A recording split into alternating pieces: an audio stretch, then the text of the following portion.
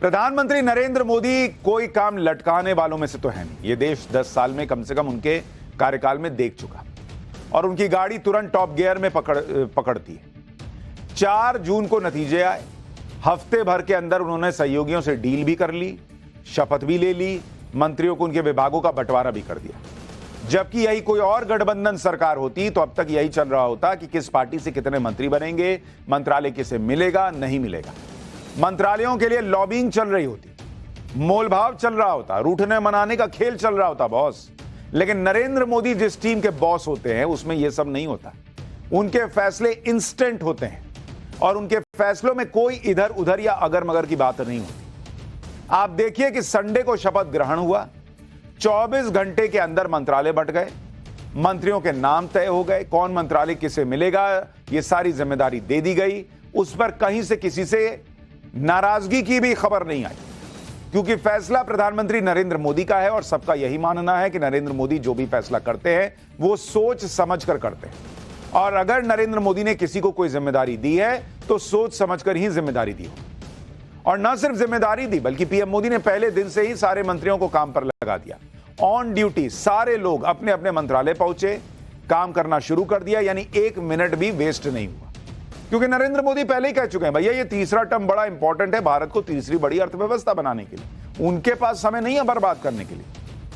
जिनको और मेहनत करनी चाहिए 2029 जीतने के लिए वो क्या कर रहे हैं अभी आगे बताऊंगा, लेकिन नरेंद्र मोदी को पहले देखिए। आज सुबह ही सारे मंत्रियों का अपने अपने विभाग पहुंचना शुरू हो गया। सुबह 9 बजे से पहले ही मंत्री अपने दफ्तर पहुंच गए। यानी सुबह जिस वक्त कई लोगों की नींद भी नहीं खुलती होगी, कई नेताओं की, उस वक्त नरेंद्र मोदी के सारे मंत्री जिम्मेदारी संभालने पहुंच गए। उस वक्त तक नरेंद्र मोदी के मंत्री दफ्तर में काम शुरू कर चुके थे। और ऐसा इसलिए क्योंकि खुद नरेंद्र मोदी इसी तरीके से काम करते हैं। भाई जब बॉस इतना काम कर रहा है तो फिर मंत्रियों को बॉस के तरीके से ही ना चलना पड़ेगा। यह बात नरेंद्र मोदी के पहले कार्यकाल से लेकर अब तक दिख रही है। आप देखिए आज सुबह से ही ये नए मंत्रियों के मंत्रालय संभालने की तस्वीरें आने लगी। पहले गृह मंत्री अमित शाह गृह मंत्रालय पहुंचे, अपना कामकाज संभाल लिया। फिर जेपी नड्डा को देखा गया कि भाई स्वास्थ्य मंत्री के तौर पर उन्होंने अपनी जिम्मेदारी संभाल ली। एस जयशंकर ने भी कोई देरी नहीं की, तुरंत विदेश मंत्रालय का कामकाज संभाल लिया और कामकाज शुरू कर दिया। शिवराज सिंह ने कृषि मंत्रालय का जिम्मा संभाल लिया। अश्विनी वैष्णव रेल और सूचना प्रसारण मंत्रालय का कामकाज संभालते दिखे। मनोहर लाल खट्टर ने आवास और शहरी विकास मंत्रालय संभाला। जयंत चौधरी ने स्किल डेवलपमेंट मंत्री के रूप में जिम्मेदारी संभाल ली। मतलब सब लोग काम खटाखट शुरू हो गया। इधर नरेंद्र मोदी की टीम खटाखट काम में जुट गई, सहयोगियों से कोई टकराव नहीं हुआ। यह सब देखकर विपक्ष को चैन नहीं। विपक्ष को लग रहा है कि बॉस ऐसा कैसे हो गया, ये तो मजा करने के मूड में थे कि अभी देखो इससे टकराएंगे उससे टकराएंगे, ये होगा वो होगा। लेकिन बिना किसी टकराव के नरेंद्र मोदी ने फटाफट सारे काम कर लिए। विपक्ष अब इस बात में लग गया है कि कैसे यह बताया जाए कि सहयोगी दलों को नरेंद्र मोदी ने झुंझुना पकड़ा दिया। ये लोग जो अभी 2 दिन पहले तक ये कह रहे थे कि नरेंद्र मोदी बैसाखी वाली सरकार चलाएंगे, अब खुद मान रहे हैं कि बॉस नरेंद्र मोदी हैं और उन्होंने सहयोगियों को झुंझुना पकड़ा दिया है। सुनिए विपक्ष के नेता क्या कह रहे हैं, फिर आगे की बात बताता हूं। जिस हिसाब से विभागों का जो बंटवारा हुआ, हालांकि ये तो प्रधानमंत्री का है कि किसको क्या विभाग देते हैं। काम किसी भी विभाग में होना चाहिए, लेकिन जो बिहार की वजह से आप प्रधानमंत्री बने और मंत्रालय जब बिहार के लोगों को दिया गया तो कहीं ना कहीं से झुंझुना जो है थमाया गया। 2 बड़े इनके सहयोगी हैं, एक को मछली मंत्रालय दे दिया, दूसरे को जहाज मंत्रालय दे दिया। इस घटना के बाद कि एनडीए के घटक दलों को झुंझुना मंत्रालय मिला है, मैं टीडीपी, जेडीयू जैसे दलों से अनुरोध करूंगा कि कम से कम स्पीकर अपना बनाइए। ये आपकी पार्टियों के हित में है। इन सबसे अहम चीज यही है, मैं फिर विनती करूंगा जेडीयू को और टीडीपी को कि अगर खुद का दल बचाना हो, खुद की पार्टी को बचाना हो, तो जो स्पीकर का पद होता है, लोकसभा अध्यक्ष का जो पद होता है वो अपने पास रखें, नहीं तो भाजपा आपके पार्टी को तोड़ेगा। जो शिवसेना खुद टूटे बैठी है, उसके आदित्य ठाकरे बता रहे हैं कि जेडीयू और टीडीपी को कैसे अपनी पार्टियों को टूटने से बचाना है। जो इंडी अलायंस सीट शेयरिंग ढंग से नहीं कर पा रहा था, कहीं एक दूसरे के सामने लड़ा, कहीं मिल के लड़ा, वो यहां बता रहा है एनडीए के सहयोगियों को कि भैया आपको क्या चाहिए, क्या लेना है, क्या नहीं लेना है। ये सारे लोग वो फूफा बने घूम रहे हैं जिनका पूरा प्रयास है कि कुछ तो हो और शादी में विघ्न पड़े। ये इतना नाच गाना कैसे चल रहा है? कोई तो नाराज हो, लेकिन हो नहीं रहा। ये वही विपक्ष है जो कह रहा था कि नरेंद्र मोदी को तो गठबंधन के सहयोगी अपने इशारों पर नचा देंगे, गाड़ी तो अब नरेंद्र मोदी नहीं नायडू और नीतीश कुमार चलाएंगे। लेकिन अब कह रहे हैं कि नरेंद्र मोदी ने तो सहयोगियों को झुंझुना पकड़ा दिया। यानी विपक्ष खुद मान रहा है कि नरेंद्र मोदी के सामने कोई प्रेशर पॉलिटिक्स नहीं चलेगी।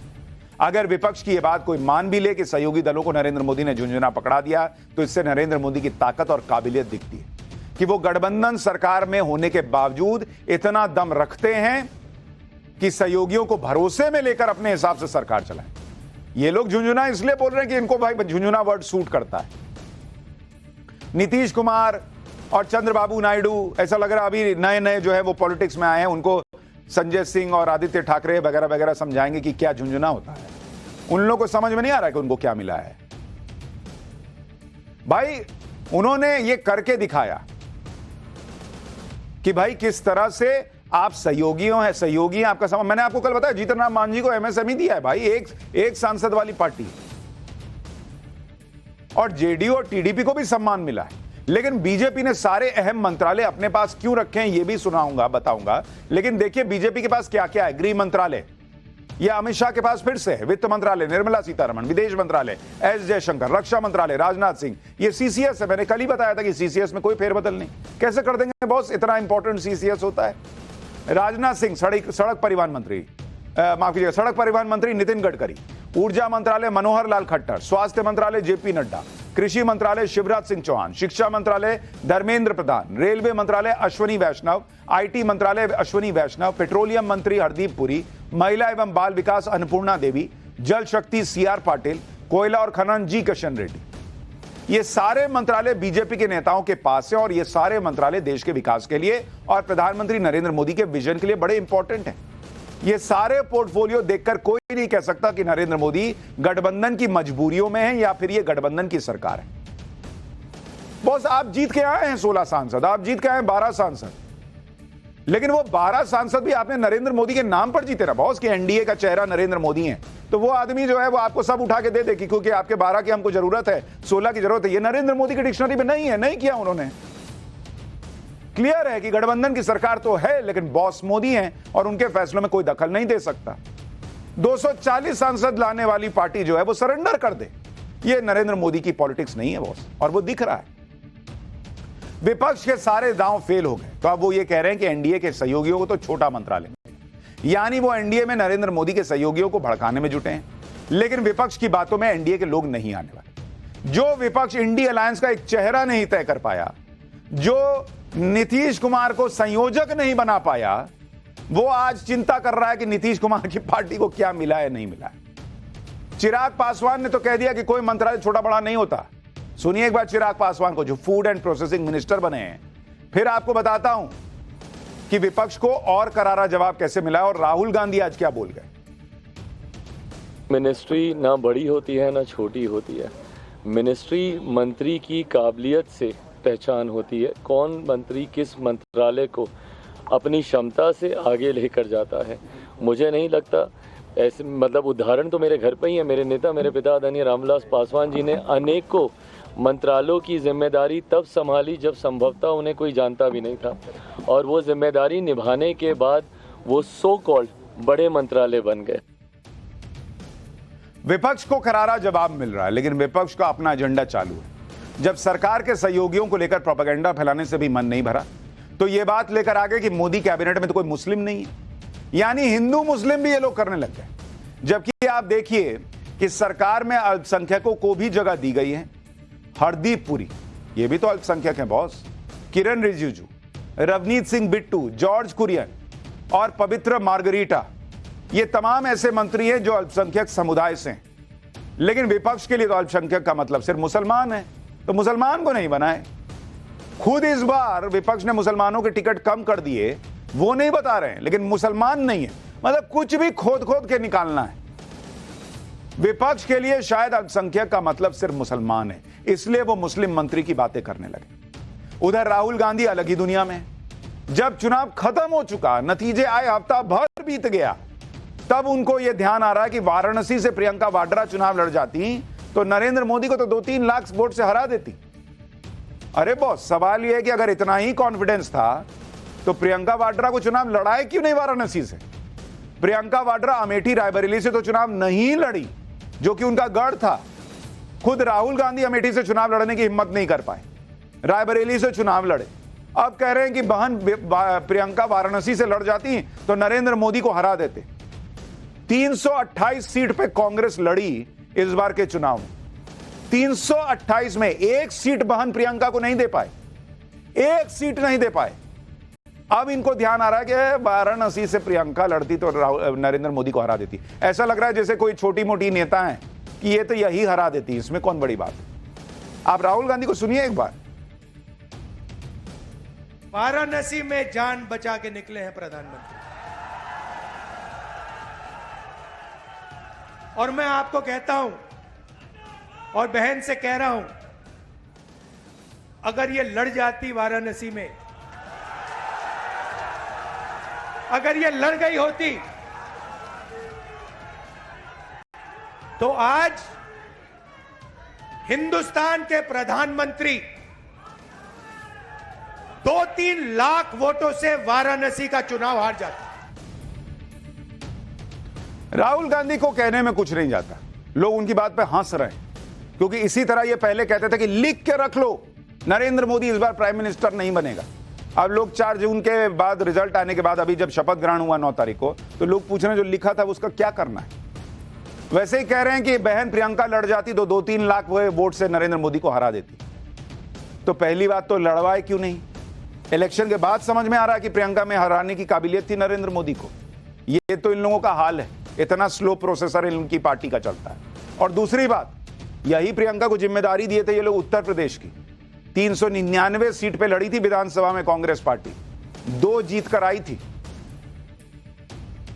कह देना है कुछ भी, लेकिन ये सब बातें चुनाव में सोचनी पड़ती हैं। अब तो चुनाव हो चुके।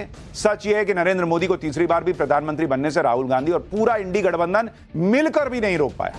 खुद इंडी गठबंधन में कांग्रेस ने ऐसा कोई कमाल नहीं कर दिया। 3 चुनाव के बाद भी कांग्रेस 100 सीट नहीं पा रही। लेकिन बातें सुन लीजिए ऐसी कि जैसे चुनाव में इन्होंने 543 जीत लिया। लेकिन नरेंद्र मोदी अब इन सब बातों में नहीं फंसे, ये इसी में फंसे हुए हैं कि हम ये कर देते, हम वो कर देते। नरेंद्र मोदी सरकार बना चुके और पहले से तेज स्पीड में सरकार चलाने के लिए काम कर रहे हैं। आप देखिए कि नरेंद्र मोदी ने अपनी कैबिनेट के तहत आने वाले 30 में से 25 मंत्रालय बीजेपी के कोटे में रखे। 30 मंत्रियों की कैबिनेट में पीएम मोदी ने 21 पुराने चेहरे, यानी संदेश साफ है कि नरेंद्र मोदी अपने दूसरे कार्यकाल की स्पीड को ही बनाए रखना चाहते हैं।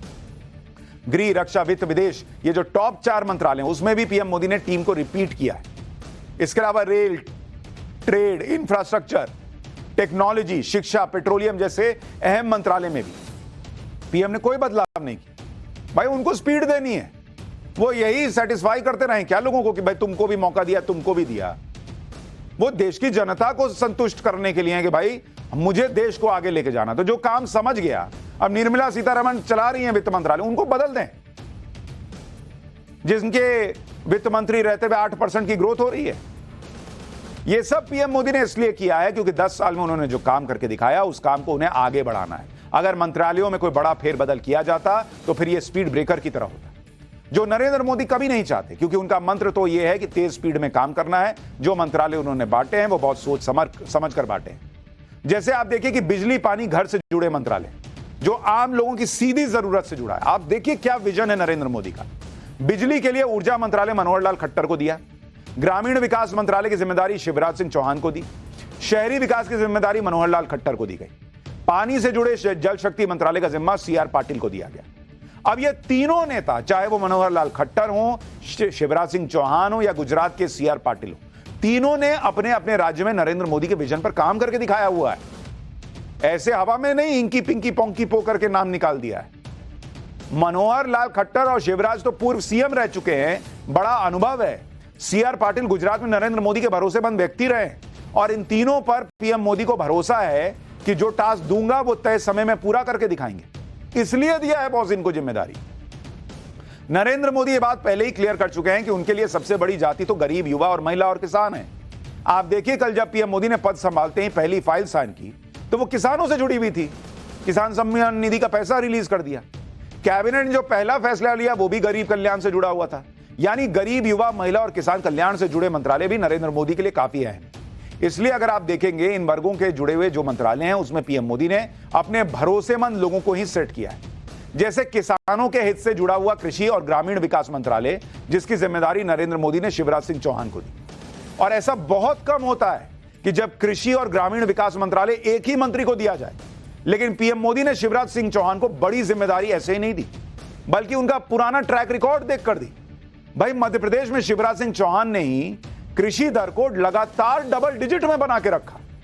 उनके सीएम रहते हुए मध्य प्रदेश में एग्रीकल्चर प्रोडक्शन बढ़ा, फसलों की खरीद बढ़ी, इसलिए उनको दी है जिम्मेदारी। कहना रहा हूं कि ऐसे थोड़े ही जो है बाउल में नाम रखा, निकाला, कृषि मंत्रालय के लिए नाम अब निकाल रहा हूं शिवराज, ओ शिवराज को दे दो। नहीं बॉस, शिवराज सिंह ने परफॉर्म करके दिखाया है। शिवराज सिंह के सामने एक बड़ी चुनौती एमएसपी की होगी। बीजेपी ने अपने मैनिफेस्टो में एमएसपी को टाइम टू टाइम बढ़ाने का वादा किया हुआ है। इसके अलावा किसानों की आय को दोगुना करना, पंजाब हरियाणा में किसान आंदोलन को संभालना, यह सब चुनौती होगी शिवराज सिंह चौहान की।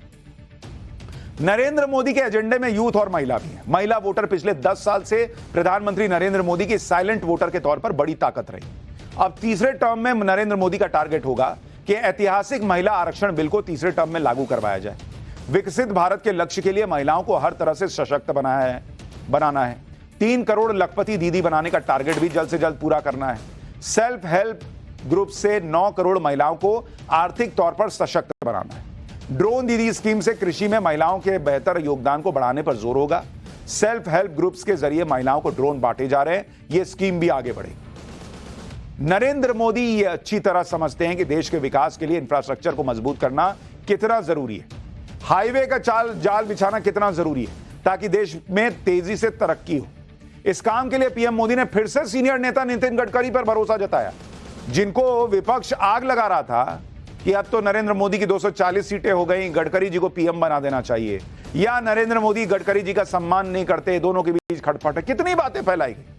आप देखिए उन्होंने फिर केंद्रीय सड़क परिवहन मंत्री नितिन गडकरी को ही बनाया। नितिन गडकरी के परिवहन मंत्री रहते हुए ही देश में तेजी से सड़क निर्माण पर काम हुआ। नितिन गडकरी ने देश में इतने हाईवे बनाने का काम किया है कि उन्हें हाईवे मैन के नाम से बुलाया जाता है। मोदी सरकार में नितिन गडकरी अपने कामकाज से अलग पहचान बना चुके हैं, इसलिए नरेंद्र मोदी ने फिर से उन पर भरोसा जताया। देश को लेकर नरेंद्र मोदी का विजन बहुत क्लियर है। वो अक्सर मजबूत और विकसित भारत की बात करते हैं। ये अच्छी तरह समझते हैं कि देश जब मजबूत और सुरक्षित होगा तभी वो विकसित हो पाएगा। इसलिए देश को मजबूत और विकसित बनाने में जिन टॉप 4 मंत्रालयों का हाथ होता है, उसे भी अपने भरोसेमंद साथियों को दिया। गृह, वित्त, विदेश और रक्षा, कोई चेंज नहीं। इन चारों मंत्रालय में पीएम मोदी ने अपनी भरोसेमंद टीम को फिर से उतारा और यह भरोसा दिया कि देश को लेकर उनका जो विजन है उससे वो कोई समझौता करने वाले नहीं है। अपनी टॉप प्राथमिकता में कोई समझौता नहीं करेंगे। जैसे राष्ट्रीय सुरक्षा का मुद्दा, जिस पर नरेंद्र मोदी जरा भी समझौता नहीं करना चाहते और इसलिए उन्होंने इस काम के लिए एक बार फिर अमित शाह को चुना और गृह मंत्रालय उनको दे दिया। इसी तरह अगले 5 साल में भारत की अर्थव्यवस्था को 5वें से तीसरे नंबर पर लाना है। इसके लिए उन्होंने फिर से वित्त मंत्रालय की जिम्मेदारी निर्मला सीतारमण को दी। अंतर्राष्ट्रीय स्तर पर अभी बहुत उथल पुथल चल रही है। दुनिया 2-2 युद्ध में फंसी हुई है, लेकिन नरेंद्र मोदी ने इन मुश्किल हालात के बीच भी अपनी मजबूत विदेश नीति से भारत के हितों को बचाए रखा। आगे भी इस काम को जारी रखने के लिए विदेश मंत्रालय फिर से एस जयशंकर को दिया कि हाँ भाई आप ठीक कर रहे हैं, चलिए आप ही चलाइए। पिछले 10 साल में नरेंद्र मोदी ने सेनाओं को मजबूत करने पर बहुत काम किया। बॉर्डर के इलाकों में इंफ्रास्ट्रक्चर को मजबूत किया गया, आतंकवाद के खिलाफ जीरो टॉलरेंस नीति अपनाई और आगे भी भारत को और मजबूत और सुरक्षित बनाए रखने के लिए नरेंद्र मोदी ने फिर से राजनाथ सिंह पर भरोसा किया कि नहीं, आपने बहुत अच्छा डिफेंस मिनिस्ट्री चलाया, ये आप ही संभालिए। ऐसे होता है बॉस काम। सरकार चलाने के लिए ये कर दिया वो कर दिया नहीं। एक बार सुनिए विदेश मंत्री को भी। चीन के बारे में हमारी फोकस तो होगी कि सीमा में जो स्थिति जो है उसमें अभी भी कुछ इश्यूज बाकी बचे हुए हैं, हाँ, तो उसको कैसे निपटाया जाए। और पाकिस्तान के साथ ये भी आप जानते हैं कि विषय जो है सालों से वो जो आतंकवाद का विषय जो है, cross border terrorism, how do we find a solution to it, so that that cannot be the policy of a good neighbor. चुनाव में बीजेपी की तरफ से कुछ बड़े वादे किए गए थे। इन वादों के नाम पर वोट मांगे गए, लेकिन जैसे ही नरेंद्र मोदी ने गठबंधन की सरकार बनाई, वैसे ही विपक्ष ये माहौल बनाने लगा कि नरेंद्र मोदी के बड़े वादे अब बैक सीट पर चले जाएंगे, उन पर गठबंधन का वीटो लग जाएगा। लेकिन जो नई टीम नरेंद्र मोदी ने बनाई, उससे साफ साफ लगता है कि पीएम मोदी का कोई भी बड़ा वादा बैक सीट पर जाने वाला नहीं। सब कुछ हूबहू पीएम मोदी के बनाए प्लान के मुताबिक ही होगा, क्योंकि अगर आप देखें कि जितने भी बड़े वादे थे, उन वादों को पूरा करने वाले मंत्रालय के मंत्रियों को भी नहीं बदला गया। जैसे सीए और यूसीसी का वादा, इन वादों को लागू करने की जिम्मेदारी गृह मंत्रालय की है और इस मंत्रालय में कोई बदलाव नहीं हुआ। पीओके से जुड़ा वादा, इस वादे को पूरा करने की जिम्मेदारी रक्षा और विदेश मंत्रालय की है, इन दोनों मंत्रालयों में भी कोई बदलाव नहीं हुआ। वन नेशन वन इलेक्शन का वादा, इस वादे को पूरा करने की जिम्मेदारी कानून मंत्रालय के तहत आएगी, इस मंत्रालय में भी कोई बदलाव नहीं किया गया, कानून मंत्रालय अर्जुन मेघवाल के पास ही है। इसी तरह सीटों के परिसीमन का वादा भी है, इस वादे को पूरा करने की जिम्मेदारी भी कानून मंत्रालय के तहत आती है, वहां कोई चेंज नहीं हुआ। कानून मंत्रालय का जिम्मा संभालने वाले अर्जुन मेघवाल ने टाइम्स नाउ नवभारत से बातचीत में भी यूसीसी लागू करने के संकेत दिए। एक बार सुनिए देश के नए कानून मंत्री को, फिर आपको बताऊंगा नरेंद्र मोदी ने अपने पास कौन से मंत्रालय रखे हैं और क्यों। आने वाले दिनों में हमें यूसीसी कानून बनते हुए भी दिखेगा आपके मंत्रालय? देश देख रहा है ना, हमारे तो मैनिफेस्टो में भी था, गोवा में आपको लागू होते हुए दिख रहा है, उत्तराखंड में भी लागू होते हुए दिख रहा है, देश देख रहा है वो। और जहां तक आपने महत्वपूर्ण कानूनों की बात की, तो नारी शक्ति मंत्री कितना महत्वपूर्ण लॉ एंड जस्टिस डिपार्टमेंट का ही बिल था ना। कुछ ऐसे भी मंत्रालय हैं जिनकी जिम्मेदारी खुद नरेंद्र मोदी अपने पास रख रहे हैं। इसमें कार्मिक, लोक शिकायत और पेंशन मंत्रालय है, परमाणु ऊर्जा विभाग, अंतरिक्ष विभाग का प्रभार है। इसके अलावा ऐसे विभाग जो किसी को आवंटित नहीं किए गए हैं, उनकी भी जिम्मेदारी पीएम मोदी के पास है। तीसरे टर्म में नरेंद्र मोदी की पहली विदेश यात्रा इटली की होने वाली है। पीएम मोदी G7 समिट में शामिल होने के लिए इटली जाएंगे। पीएम मोदी 13 से 15 जून तक इटली के दौरे पर रहेंगे। इस दौरान PM Modi America, France, Japan और कनाडा के टॉप लीडर से मिल सकते हैं। प्रधानमंत्री मोदी इटली की प्रधानमंत्री जॉर्जिया मेलोनी के साथ द्विपक्षीय वार्ता भी कर सकते हैं। सूत्रों के मुताबिक पीएम मोदी के साथ विदेश मंत्री एस जयशंकर, एनएसए अजीत डोभाल भी जा सकते हैं। इतना ही नहीं, आज पीएम मोदी ने एक बड़ा फैसला ओडिशा को लेकर भी कर दिया। ओडिशा में पहली बार बीजेपी की सरकार बनी। इस नई सरकार में मुख्यमंत्री के चेहरे के तौर पर मोहन मांझी को चुना गया। मोहन मांझी ओडिशा में बीजेपी के प्रभावशाली आदिवासी नेता हैं। ओडिशा में 33% आबादी आदिवासियों की है। वो 3 दशक से राजनीति में हैं। गांव के प्रधान के रूप में उन्होंने राजनीति शुरू की थी। उनके पिता एक वॉचमैन थे। मोहन मांझी चौथी बार विधायक बने हैं। संघ के पुराने कार्यकर्ता रहे हैं। 52 साल के मोहन मांझी ओडिशा के केंदुझर जिले से आते हैं। पहली बार वो साल 2000 में विधायक बने थे। इस चुनाव में मोहन मांझी 11,000 वोटों से जीत हासिल कर पाए। ये सारे काम निपटाने के बाद प्रधानमंत्री नरेंद्र मोदी का अगला बड़ा टास्क है नए स्पीकर के सिलेक्शन का। लोकसभा का स्पीकर कौन होगा? तो पाठशाला में अब अगली क्लास इसी से जुड़ी हुई। कौन बनेगा लोकसभा का नया स्पीकर? मोदी एक तीर से क्या 2 निशाना लगाने वाले हैं? मोदी वो करने वाले हैं कि नायडू और नीतीश दोनों ना नहीं बोल पाएंगे क्या? अब इसका चैप्टर।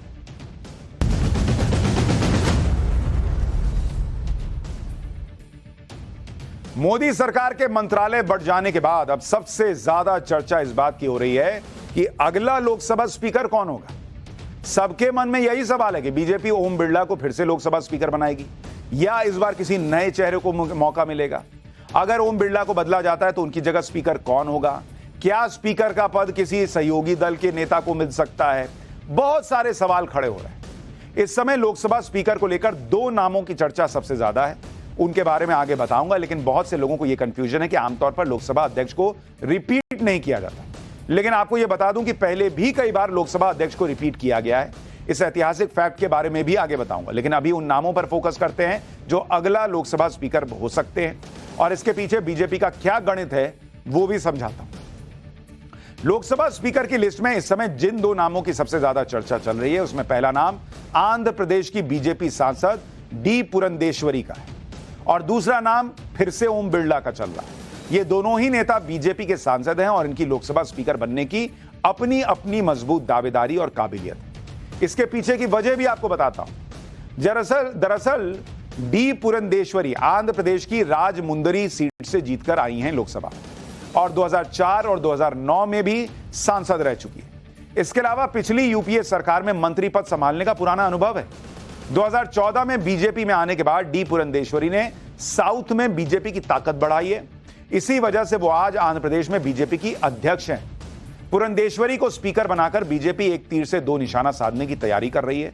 अगर पुरंदेश्वरी को स्पीकर बनाया जाता है तो इस पर चंद्रबाबू नायडू चाहकर भी नहीं मना कर पाएंगे। इसके बारे में आपको आगे बताऊंगा कि ऐसा क्यों होगा। डी पुरंदेश्वरी के अलावा दूसरा नाम सबसे ज्यादा जो चर्चा में है वो है ओम बिरला का। इसके पीछे बड़ी वजह यह है कि कल तक ओम बिरला का नाम मंत्री पद के लिए चल रहा था, लेकिन उन्हें मंत्री नहीं बनाया गया। इसलिए अब बात की चर्चा तेज हो गई है कि उन्हें फिर से लोकसभा स्पीकर बनाया जा सकता है। इसके अलावा ओम बिरला के पास लोकसभा स्पीकर का पुराना अनुभव है। उनके सभी दलों और नेताओं से बेहतर संबंध है। ओम बिरला का पिछला कार्यकाल सफल रहा और उनके काम से पीएम मोदी भी प्रभावित रहे। दूसरी सबसे बड़ी बात यह है कि ओम बिरला 3 बार से लगातार राजस्थान के कोटा से सांसद बनकर आ रहे हैं। पुरंदेश्वरी को लोकसभा स्पीकर बनाने की चर्चा इसलिए भी सबसे ज्यादा है कि ऐसा करके बीजेपी एक तीर से दो निशाने वाली रणनीति अपना सकती है। फाइनल नाम क्या होगा, कोई सरप्राइज नाम होगा, यह तो पता नहीं, लेकिन चर्चा में डी पुरंदेश्वरी का नाम इसलिए भी है क्योंकि डी पुरंदेश्वरी चंद्रबाबू नायडू की पत्नी नारा भुवनेश्वरी की छोटी बहन है। यानी वो रिश्ते में चंद्रबाबू नायडू की साली लगती हैं और नायडू जी उनके जीजा जी लगते हैं। इसके अलावा पुरंदेश्वरी सियासी रूप से चंद्रबाबू नायडू के बहुत करीब मानी जाती हैं क्योंकि 1995 में पुरंदेश्वरी ने अपने पिता के खिलाफ जाकर अपने जीजा जी यानी चंद्रबाबू नायडू का समर्थन किया था। उस समय चंद्रबाबू नायडू ने अपने ससुर एनटी रामाराव की सरकार का तख्ता पलटने की कोशिश की थी और पुरंदेश्वरी ने अपने पिता के खिलाफ जाकर जीजाजी चंद्रबाबू नायडू को सही ठहराया था। इस घटना की वजह से ही चंद्रबाबू नायडू आंध्र प्रदेश के मुख्यमंत्री बन पाए थे। ऐसे में अगर बीजेपी पुरंदेश्वरी को लोकसभा स्पीकर बनाती है तो चंद्रबाबू नायडू पर एक सॉफ्ट प्रेशर बना रहेगा और उनकी पार्टी टीडीपी डी पुरंदेश्वरी का विरोध भी नहीं कर पाएगी। अब जीजाजी साली जी का कैसे विरोध करेंगे। दूसरा, एक तरह से बीजेपी जो है अपने नेता को स्पीकर भी बना देगी और टीडीपी भी खुशी होगी कि भाई ऐसा नेता है जिससे उनके भी संबंध अच्छे हैं। हालांकि अगर डी पुरंदेश्वरी के मजबूत पारिवारिक संबंधों को छोड़ भी दिया जाए तो वो स्पीकर के पद के लिए बहुत मजबूत उम्मीदवार है। आपको जानकर हैरानी होगी कि उन्हें साउथ की सुषमा स्वराज कहा जाता है। वो अपनी सियासी ताकत की वजह से आज आंध्र प्रदेश में बीजेपी के अध्यक्ष का पद संभाल रही है स्टेट में। आगे बढ़ने से पहले डी पुरंदेश्वरी का सियासी प्रोफाइल भी देखिए। डी पुरंदेश्वरी तेलुगु देशम पार्टी यानी टीडीपी के संस्थापक और तेलुगु सिनेमा के सुपरस्टार एनटी रामाराव की बेटी है। डी पुरंदेश्वरी के पति दग्गुबत्ती वेंकटेश्वर राव 5 बार टीडीपी से एमएलए रह चुके हैं। डी पुरंदेश्वरी ने 2000 में कांग्रेस ज्वाइन की और 2004 में पहली बार लोकसभा चुनाव जीता। 2009 में वो यूपीए सरकार में एचआरडी मंत्रालय में राज्य मंत्री रह चुकी है। इसके बाद 2009 में वाणिज्य मंत्रालय में राज्य मंत्री उनको बनाया गया। 2014 में उन्होंने बीजेपी ज्वाइन कर ली और उनके कामकाज को देखते हुए बीजेपी ने 2020 में ओडिशा का प्रभारी भी उनको बनाया। 2023 में डी पुरंदेश्वरी को आंध्र प्रदेश बीजेपी का अध्यक्ष बना दिया गया। डी पुरंदेश्वरी को लोकसभा अध्यक्ष बनाने से बीजेपी की एक और सियासी रणनीति सफल हो सकती है। दरअसल पुरंदेश्वरी आंध्र प्रदेश के कम्मा समुदाय से आती है। चंद्रबाबू नायडू भी इसी समुदाय के हैं। आंध्र प्रदेश की राजनीति में यह एक प्रभावशाली समुदाय है। कम्मा समुदाय को टीडीपी का ट्रेडिशनल वोटर माना जाता है। इसलिए डी पुरंदेश्वरी के बहाने बीजेपी नायडू की पार्टी के परंपरागत वोट बैंक में सेंध भी लगा सकती है। इससे पहले भी एनडीए की अटल बिहारी वाजपेयी सरकार में टीडीपी को लोकसभा स्पीकर पद दिया गया था, तब जीएमसी बालयोगी स्पीकर बने। अच्छा, चूंकि कम्युनिटी का भी मामला है तो अगर विरोध करेगी टीडीपी तो होगा कि बताइए उसी कम्युनिटी के नेता का विरोध कर रही है जो उनके लिए सबसे ज्यादा वोट करता है। लोकसभा स्पीकर पद की रेस में ओम बिरला का नाम भी चल रहा है क्योंकि उन पर पीएम मोदी के अलावा बीजेपी हाईकमान को पूरा भरोसा है। इसके अलावा पिछली बार स्पीकर के पद पर रहते हुए उन्होंने कई ऐसे फैसले लिए जो अपने आप में रिकॉर्ड है, लेकिन इसका दूसरा पहलू यह भी है कि बीजेपी के पूर्ण बहुमत में न आने की वजह से इस बार की चर्चा है कि एनडीए के कई सहयोगी दल स्पीकर पद की मांग कर रहे हैं। अगर बीजेपी इस प्रेशर को हैंडल कर लेती है तो ओम बिरला भी फिर से स्पीकर बनाए जा सकते हैं। अगर ओम बिरला दूसरी बार फिर से लोकसभा अध्यक्ष बनाए जाते और दूसरा कार्यकाल भी पूरा कर लेते तो यह एक रिकॉर्ड बन सकता है, क्योंकि पहले भी लगातार 2 बार लोकसभा स्पीकर चुने गए, लेकिन कार्यकाल पूरा करने का रिकॉर्ड सिर्फ एक ही स्पीकर के नाम। करीब 40 साल पहले लगातार 2 बार चुने जाने और कार्यकाल पूरा करने वाले एकमात्र लोकसभा अध्यक्ष बलराम जाखड़ रहे हैं। बलराम जाखड़ ने साल 1980 से 1985 और 1985 से 1989 तक अपने दोनों कार्यकाल पूरे किए। इसके अलावा पीएस संगमा और जीएमसी बालयोगी जैसे नेता 2 बार लोकसभा अध्यक्ष रह चुके हैं, लेकिन पूरे 5-5 साल के कार्यकाल को पूरा नहीं कर पाए। गठबंधन सरकार की मजबूरी के चलते ये दोनों नेता अपना कार्यकाल पूरा नहीं कर पाए थे। अब सवाल यह है कि लोकसभा स्पीकर का नाम कब तक फाइनल हो सकता है। इसके लिए अभी आपको करीब 1 हफ्ते का इंतजार करना पड़ सकता है। दरअसल 18 जून से संसद का ग्रीष्मकालीन सत्र शुरू होने वाला है। इसमें नए सांसदों को शपथ दिलाई जाएगी। इस सत्र में राष्ट्रपति की तरफ से नियुक्त किए गए प्रोटेम स्पीकर सांसदों को शपथ ग्रहण कराएंगे। उसके बाद नए स्पीकर का चुनाव होगा। प्रोटेम स्पीकर एक अस्थायी स्पीकर होते हैं जिन्हें संसद में कार्यवाही संचालित करने के लिए सीमित समय के लिए नियुक्त किया जाता है। नई लोकसभा की पहली बैठक की अध्यक्षता और नए सदस्यों को शपथ दिलाने का काम प्रोटेम स्पीकर यानी अस्थायी स्पीकर ही करते हैं। इसके अलावा लोकसभा के स्पीकर के लिए चुनाव और वोटिंग कराने की जिम्मेदारी भी प्रोटेम स्पीकर के कंधे पर होती है। जैसे ही नए स्पीकर का चुनाव हो जाता है, प्रोटेम स्पीकर का पद अपने आप खत्म हो जाता है। संविधान के आर्टिकल 93 में कहा गया है कि स्पीकर का पद खाली होते ही सांसदों को जल्द से जल्द अपने में से 2 सांसदों को बतौर स्पीकर और डिप्टी स्पीकर चुनना होता है। अब 24 जून से संसद का बजट सत्र शुरू हो सकता है। इसके साथ ही 26 जून को लोकसभा स्पीकर का चुनाव किया जा सकता है। सूत्रों के मुताबिक संसद का 8 दिन तक चलने वाला विशेष सत्र 24 जून से 3 जुलाई तक का हो सकता है। आमतौर पर सत्तारूढ़ दल का सदस्य ही स्पीकर बनता है, लेकिन इस बार स्पीकर के चुनाव के लिए बीजेपी को सहयोगी दलों से भी सलाह लेनी पड़ सकती है। इसलिए डी पुरंदेश्वरी का नाम सबसे ज्यादा चर्चा में बना हुआ है। खैर, स्पीकर कौन होगा यह तो वक्त बता देगा, लेकिन पाठशाला में अब अगली और बड़ी इंपॉर्टेंट क्लास। चुनाव खत्म, लेकिन योगी कैसे एक्शन में आ गए हैं यूपी में? वो ताबड़तोड़ फैसले जो यूपी का गेम पलट सकते हैं। यूपी में बीजेपी के 2 बड़े नेता आपस में ही क्यों भिड़ रहे हैं? अखिलेश दिल्ली जाएंगे, राहुल की नजर उत्तर प्रदेश पर है। यहां अंदर ही अंदर क्या खेला हो रहा है? अब जरा यूपी का चैप्टर।